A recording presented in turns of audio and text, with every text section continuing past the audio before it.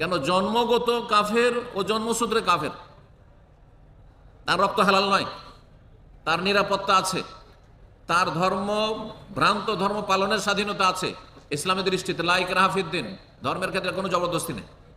হিন্দু হিন্দু হয়ে জীবনযাপন করবে যদি ইসলাম কবুল না করতে চায়, খ্রিস্টান খ্রিস্টান হয়ে সারা জীবন কাটাবে, তার অধিকার আছে মুসলিম দেশেও, সেখানকার নাগরিক হলে বা সেখানকার বৈধতা থাকলে। যে যা ধর্ম পালন করে আর সেটা বিশ্বাস করে তার স্বাধীনতা রয়েছে। লা ইকরাহা ফিদ্দিন, কোরআনে কারিমে আল্লাহ স্পষ্ট বলেছে, ধর্মের ক্ষেত্রে জবরদস্তি নাই। কারণ দিন ধর্ম হচ্ছে প্রথম অন্তর থেকে বিশ্বাস না। ও বিশ্বাসী যদি না করে তো কলমা পড়াইলে আপনার কোনো লাভ নাই, আপনিও গুনাহগার, সেও গুনাহগার। কিন্তু জন্মসূত্রে যে মুসলিম, মুসলিমের ঘরে জন্মেছে, আর তারপরে সে মাজারে সেজদা করে, পীরকে সেজদা করে, জাদুটোনা করে, জাদু করায়, বান মারে, আমাদের সেগুলো করে কারো ক্ষতি করার জন্য বা কারো সাথে প্রেম সৃষ্টি করার জন্য। আমাদের দেশে প্রেম সৃষ্টি করা, এই মেয়েটার কে আমি বিয়ে করতে চাই, সে মেয়েটা রাজি না, ওর বাবা রাজি না, কেমন করে ওর বাবার মনকে ফিরে, ওর মায়ের মনকে ফিরাইতে হবে, সেই জন্য জাদু করা। যারা এই কাজগুলি করে তারা এমন কাফের যে মুরতাদ কাফের, ভালো করে শোনেন, সে মুরতাদ কাফের। অর্থাৎ মুসলিম ঘরে জন্ম নিয়ে অথবা ইসলাম কবুল করার পরে কেউ যদি ফিরে যায়, তার ফিরে যাওয়ার অধিকার নেই। যদি কেউ মুসলিম হওয়ার পরে ইসলাম থেকে ফিরে যায়, ইসলামে যখন ঢুকতে আসবে তখন তার স্বাধীনতা আছে, একটা মুসলিম, জবরদস্তি নেই। তুমি স্বেচ্ছা আসছো, তোমাকে কেউ চাপ সৃষ্টি তো করেনি, তুমি নিজে থেকে কি স্বতঃস্ফূর্তভাবে কবুল করছো, ওকে। কিন্তু ইসলামে ঢুকে যাওয়ার পরে আজকে ঢুকে গেল আর কালকে বলে আমি থাকলাম না, বলছেন না, তোমার বেরিয়ে যাওয়ার অধিকার নেই, একে মুরতাদ বলে ইসলামের এতে। জন্মসূত্রে আমরা যারা মুসলিম, আপনারা জন্মসূত্রে মুসলিম, বাপ মুসলিম মা মুসলিম, জন্মেছেন মুসলিম হয়ে, আপনাকে মুসলিম হয়েই থাকতে হবে। আপনার অধিকার নেই যে আমি আজকে মুসলিম থাকবো না, আজকে কাদিয়ানি হয়ে যাব, আজকে আমি খ্রিস্টান হয়ে যাব, আজকে আমি হিন্দু হয়ে যাব, এই অধিকার আপনার নেই।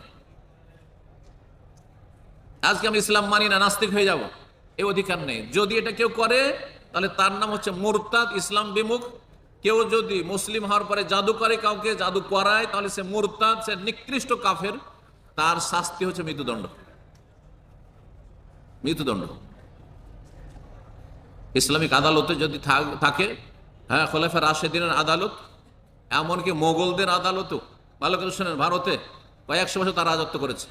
উসমানী খেলাফতের আদালতে, তার আগে যে আদালত ছিল আপনার আব্বাসীদের আদালতে, তার আগে বানু উমাইয়ার আদালতে, ইসলামের ইতিহাসে 1000 বছরের বেশি ইসলামী খেলাফত, ইসলামী শাসন যে থেকেছে 1400 বছর ভিতরে, সমস্ত আদালতের ফয়সালা সৌদি আরবের আদালতে। আলহামদুলিল্লাহ, ইসলামী রাষ্ট্র এটি, এই যে ইসলামী আইনের বাস্তবায়ন রয়েছে রাষ্ট্রীয় পর্যায়ে আদালতে।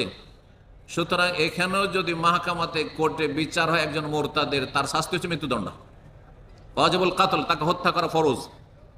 যে জাদু করবে তাকে হত্যা করা ফরজ। যেমন এখানকার আইনে আছে হিরোইন ব্যবসায়ী, তার মৃত্যুদণ্ড। যে হত্যা খুনি, যে কোনো মানুষকে খুন করেছে, তার দণ্ড হচ্ছে মৃত্যুদণ্ড। জানের বদল জান, প্রাণের বদল প্রাণ, কুতিবা আলাইকুমুল কিসাস, আল্লাহ কিসাস ফরজ করেছেন। ঠিক তেমনি জাদুকরের শাস্তি হচ্ছে মৃত্যুদণ্ড। এই আলহামদুলিল্লাহ তার বাস্তবায়ন হচ্ছে সৌদি আরব। কিন্তু বাঙালি সমাজে জাদুকে এত হালকা করে দিয়েছে যে জাদুর নামই দিয়েছে দোয়া তাবিজ। জাদু বলে না, কত মূর্খতা আমাদের মুসলিম সমাজে, যে জাদুকে বলে দোয়া তাবিজ। যাকে করেছে ও বলে আমাকে দোয়া তাবিজ করেছে। কুফরিটাকে কেমন করে হালকা করে দেয়। দোয়া তো ইসলামের ধর্মীয় কাজ, ঠিক না? দোয়া হচ্ছে ইসলামী কাজ। তাহলে লেভেলটা কত চমৎকার করে দিল, ওর সাথে তাবিজ লাগিয়ে দিল। আর তাবিজ বেদাতপন্থীদের কাছে ওটাও ভালো কাজ।